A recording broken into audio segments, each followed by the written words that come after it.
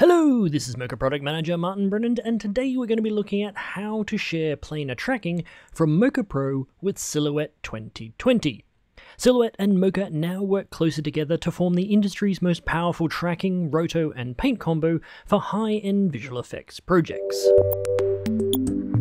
This tutorial covers the most recent version of Silhouette 2020, where the integrated Mocha tracking option is now included free.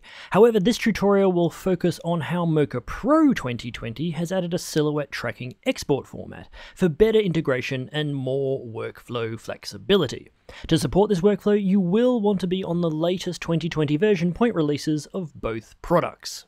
You can begin this method in any of the Mocha Pro plugins, or even the standalone application, but since we're here in the newly released Silhouette 2020, we can track our footage from the Mocha Pro OFX plugin, which is now available as an add-on or a bundle option with Silhouette. To start, we go to the Nodes library and either search for Mocha Pro, or grab it from either the Transform or Silhouette category. We can then drag the Mocha Pro node to the image source node, and make sure it's attached to Mocha's source input. Just to make life easier, we'll also drag in our insert image that we want to track to the screen. We can then drag this image output to the insert input of the Mocha Pro node to make it available inside the Mocha GUI. Now we can launch Mocha using the Launch Mocha UI button in the effect. Once inside, we have access to the full range of Mocha Pro's newest tools, but today we're just focusing on the tracking. To see an overview of the other Mocha Pro features working together with Silhouette, watch the Silhouette and Mocha Pro bundle video, which covers general workflows across the whole bundle. You can find the link in our video description. We need to avoid the reflections in the glass here to prevent a bad track, but rather than setting a carefully drawn spline, I'll use the area brush to quickly rough out an edge for Mocha to search with, and then turn off the quick mask button to set the spline. If we're unhappy with some of the points, we can just delete or adjust them. Note that I'm avoiding most of the user's hand to prevent possible interference.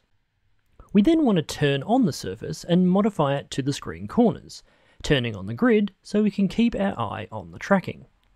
Finally, we'll set perspective on to catch any twist of movement in the plane, and we can start tracking.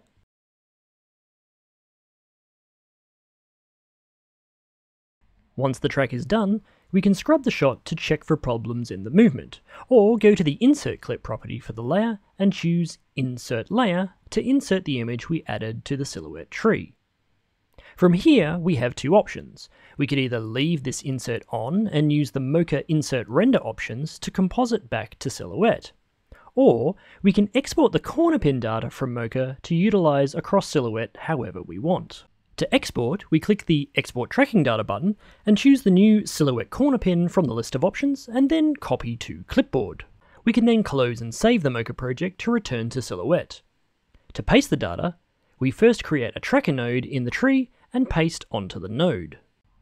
From here on, the procedure is exactly like applying corner pins from regular tracking points. In the tracker node, create a new active layer. I'll call it Mocha Corner Pin just to keep it in order. We then select all 4 of the pasted tracker points and click the Apply button in the Point Tracker options of the tracker node. This creates a 4-point corner pin layer that we can now attach to another node. In this case, we will create the Transform node and link the insert image into the source input and the tracker into the transform input. We then select our Mocha corner pin layer to apply the corner pin data to the node. Then, we combine the two sources together to start tweaking the final image.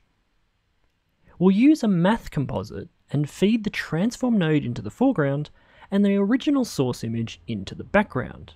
Since transforms are set to a squared off image by default, we now need to realign the corner pin. We can do this by clicking the View node on the maths composite to see the final result, and the Edit node on the transform to see the transform parameters. Then we can realign the corner pin to match the screen.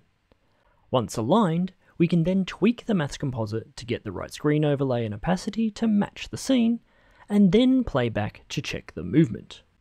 Now, there are many approaches to compositing the finger back on top, but here we are using Silhouette ZMatte to key out the dark screen and compositing over the top. You can of course use the corner pin on any node that utilizes transform data in Silhouette. For example, here we have tracked the logo on this serving board inside the full Mocha Pro to access the Adjust Track module, ensuring a rock-solid track. We can then export the adjusted track data and again copy and paste to a Silhouette tracker. We can now channel this tracking data into a paint node and use Auto Paint with the tracking data to utilize Silhouette's excellent paint tools for cleanup. Supporting Mocha Pro tracking data is just one of the ways the Mocha Pro OFX plugin can benefit Silhouette. For more information on working with Silhouette and Mocha, check out the documentation and tutorials at borisfx.com.